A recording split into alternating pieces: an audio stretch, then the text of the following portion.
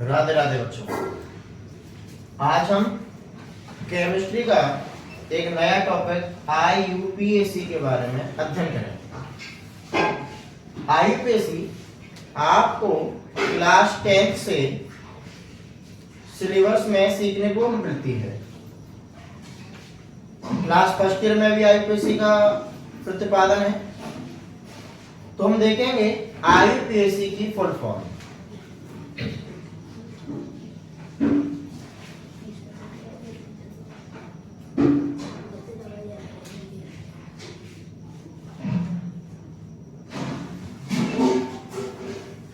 IUPAC की full form होती है इंटरनेशनल यूनियन ऑफ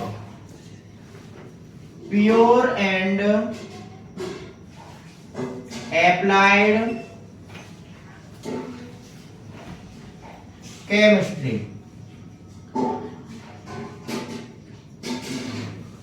हिंदी में बोलते हैं अंतरराष्ट्रीय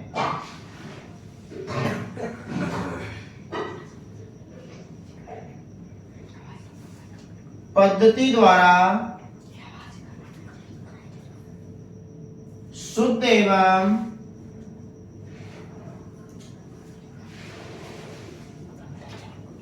लागू की जाने वाली रसायन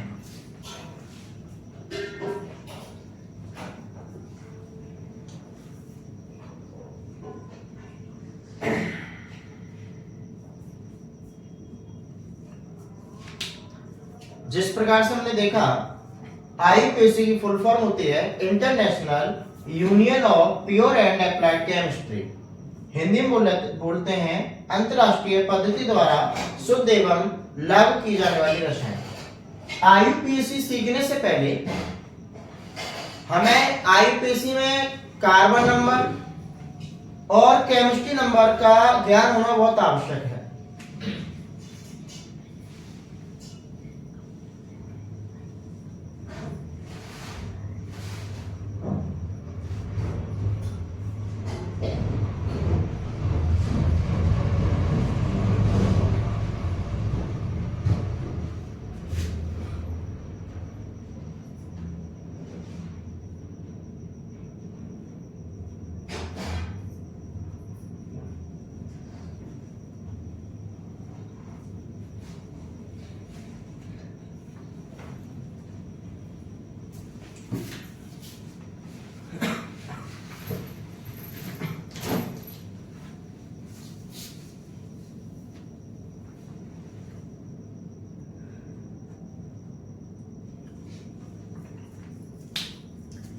जैसे कि हम यहां से देख रहे हैं कार्बन नंबर 10 हमको सीखने पड़ते हैं। पहला कार्बन आता है तो उसको हम बोलते हैं मेथ, यानी केमिस्ट्री में यदि एक कार्बन आता है तो उसको हम मेथ बोलते हैं। दूसरे कार्बन को एथ, मतलब दो कार्बन अगर उपस्थित होंगे श्रृंखला में तो हम उनको एथ पढ़ाएंगे। 3 कार्बन आएंगे तो प्रोप पढ़ा जाएगा, 4 को ब्यूट पढ़ा जाएगा, 5 को पेंट पढ़ा जाएगा, 6 को हेक्स, 7 को हेप्ट, 8 को ऑक्ट, 9 को नॉक्ट और 10 को डेक पढ़ते हैं।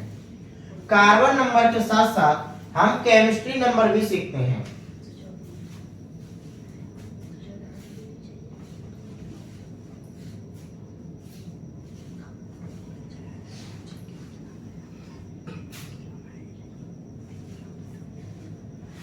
केमिस्ट्री में एक को बोला जाता है मोनो, 2 को बोलते हैं डाई, 3 को बोलते हैं ट्राई, 4 को बोलते हैं टेट्रा, 5 को बोलते हैं पेंटा, 6 को हेक्सा, 7 को हेप्टा, 8 को ऑक्टा, 9 को नौका और 10 को बोलते हैं डेका। IUPAC सीखने के लिए हमें कार्बन नंबर और केमिस्ट्री नंबर दोनों ही याद होने चाहिए।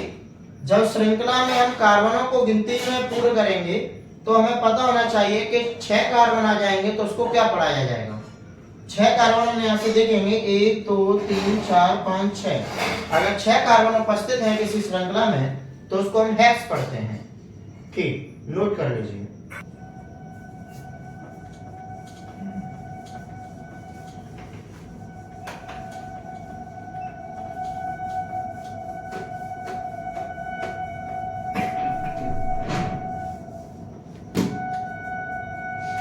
अब हम देखते हैं हाइड्रोकार्बन।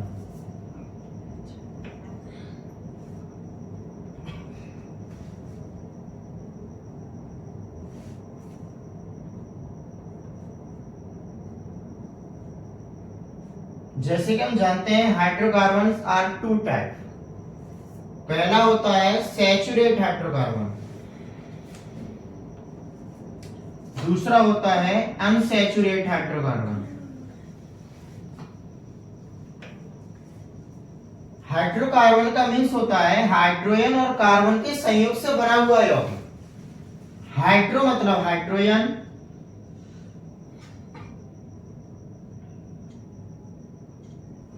प्लस कार्बन, यानी किसी भी जब हम श्रृंखला को पढ़ेंगे तो उसमें कार्बन होगा और हाइड्रोजन होगा, हाइड्रोजन कहलाएगा। हाइड्रोजन प्लस कार्बन यानी कहलाएगा वो हाइड्रोकार्बन। हाइड्रोकार्बन दो प्रकार के, सैचुरेट हाइड्रोकार्बन, अनसैचुरेट हाइड्रोकार्बन। हिंदी में बोलते हैं संतृप्त हाइड्रोकार्बन, इसको बोलते हैं असंतृप्त हाइड्रोकार्बन। अगर मैं संतृप्त हाइड्रोकार्बन को परिभाषित करूं तो हम कह सकते हैं वे हाइड्रोकार्बन जिनके कार्बन कार्बन के मध्य में सिंगल बॉन्ड आता है। कार्बन कार्बन के मध्य में सिंगल बॉन्ड उपस्थित होगा, वो कहलाएगा संतृप्त हाइड्रोकार्बन। असंतृप्त हाइड्रोकार्बन में कार्बन कार्बन के बीच में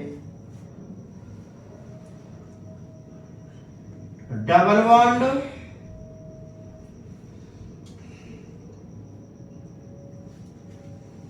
एवं ट्रिपल बॉन्ड उपस्थित होते हैं। यानी हम कह सकते हैं जब किसी कार्बन कार्बन के बीच में डबल बॉन्ड और ट्रिपल बॉन्ड आ जाता है तो वह असंतृप्त हाइड्रोकार्बन होता है। जिसमें डबल बॉन्ड उपस्थित होता है उसे एल्कीन पढ़ते हैं, जिसमें ट्रिपल बॉन्ड होता है उसे एल्काइन पढ़ते हैं, जिसमें सिंगल बॉन्ड उपस्थित होता है उसे एल्केन पढ़ा जाता है। आईयूपीएसी की तीन मुख्य श्रेणियां एल्केन, एल्कीन, एल्काइन। अगर मैं एल्केन के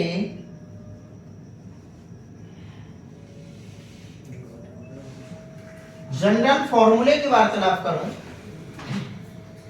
तो फॉर्मूला होता है CnH2n प्लस K2। यदि मैं एल्कीन के जनरल फॉर्मूले की वार्तालाप करूं तो सूत्र होगा CnH2n। यदि मैं एल्काइन के जनरल फॉर्मूले की वार्तालाप करूं तो सूत्र होगा CnH2n माइनस K2। मीन्स इस वाले फॉर्मूले से एल्केन एक अपनी सजातीय श्रेणी बनाते हैं। ठीक इसी प्रकार से एल्कीन CnH2n फॉर्मूले से सजातीय श्रेणी बनाता है, एल्काइन CnH2n माइनस K2 वाले फॉर्मूले से अपने सजातीय श्रेणी बनाता है। नोट कर लीजिए, आगे कराते हैं।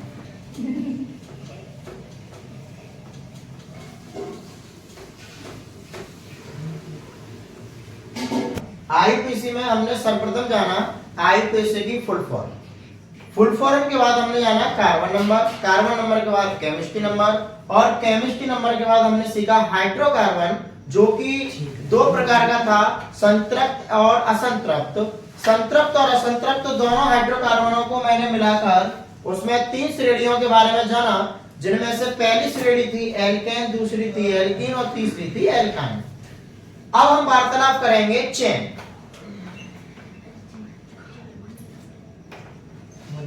चेन मीन्स श्रृंखला। श्रृंखला की वार्तालाप के लिए हमने देखा कि चेन आईयूपीएसी में दो टाइप की होती है। पहली होती है ओपन चेन यानी नॉर्मल चेन, और दूसरी होती है ब्रांच चेन। जो ओपन चेन होती है उसमें भी दो प्रकार की चेनें होती हैं, एक होती है नॉर्मल, एक होती है ब्रांच। जैसे मैं आपको एग्जांपल के तौर पर समझाऊं,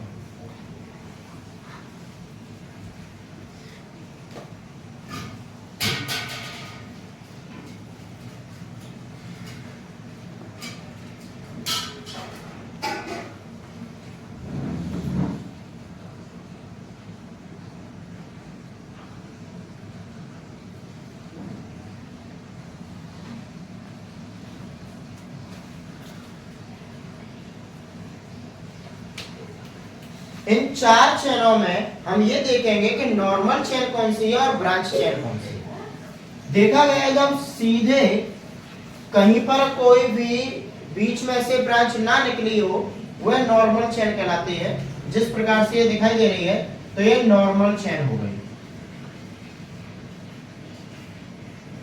हमने यहां से देखा 1 2 3 4 5 6 7, हम इस प्रकार से क्रम से चल सकते हैं। कहीं बीच में कोई भी ब्रांच नहीं है तो ये भी नॉर्मल चेन हो गई। इसी प्रकार से ये भी नॉर्मल चेन,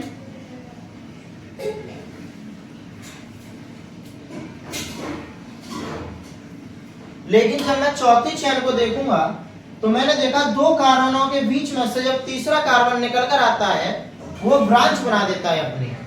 जब शाखा अपनी प्रतिपादित की है तो इस चेन को हम नॉर्मल ना कहते हुए ब्रांच चेन कहेंगे।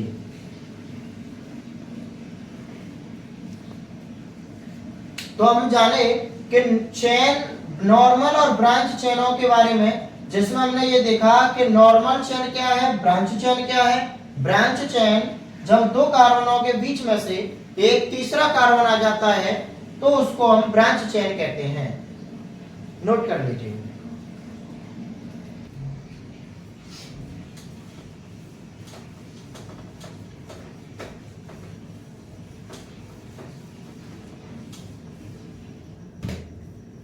चेन के बाद अब हम आईयूपीएसी की एल्केन सीरीज को देखते हैं। एल्केन क्या बताया गया था? जब कार्बन कार्बन के बीच में सिंगल बॉन्ड आ जाता है तो वो एल्केन सीरीज कहलाती है। इसके लिए हमने जनरल फॉर्मूला बताया था CnH2n+K2। अगर मैं इसके आईयूपीएसी में नामांकन देखता हूं तो हाइड्रोकार्बन के पीछे An ही लगा देते हैं, जिसे हम N पढ़ते हैं। जिस प्रकार से हमें पता था कि कार्बन एक कार्बन आता है तो मैथ पढ़ा जाता है, मैथ में An ही लगा दूंगा तो मैथेन कहलाएगा। इसी प्रकार से नामांकन करेंगे। तो सर्वप्रथम देखो मैं n बराबर 1 लेता हूं। C n की जगह पर 1 रखा, H 2 गुणा n की जगह पर 1 और प्लस के 2। जब मैं यहां पर देख रहा हूं तो C H 2 एकम 2 और 2 4। इसी प्रकार से n बराबर 2 लेता हूं। C2 H 2 गुणे 2 प्लस के 2, तो C2 H हो जाएंगे 2 दूनी 4 और 2 6। इसी प्रकार से n बराबर 3, तो C3 H 3 गुणे 2, या ऐसे लिखो 2 गुणे 3 प्लस 2, तो C3 H 3 दूनी 6 और 2 8।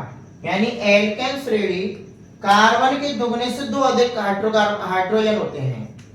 यहां से देखा एक कार्बन आ रहा है, एक को पढ़ते थे हम मैथ,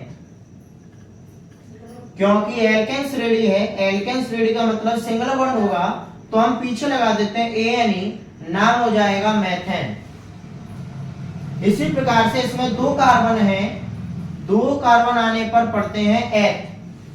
एल्केन श्रेणी में जब सिंगल बॉन्ड आता है तो यहां पर पीछे ANE लगा देते हैं, नाम हो जाता है एथेन। इसी प्रकार से इसका नाम हो जाएगा प्रोपेन। मैं आशा करता हूं इसी प्रकार से आप n बराबर 10 तक सीरीज को बना लेंगे। बनाने के बाद नामांकन इसी प्रकार से methane, ethane, propane, butane, pentane, hexane आगे की तरफ चलते रहेंगे, यानी हम हाइड्रोकार्बन में एन लगाकर नामों को प्रतिपादित करेंगे। अगली वीडियो के लिए हमारे चैनल को सब्सक्राइब करें। धन्यवाद।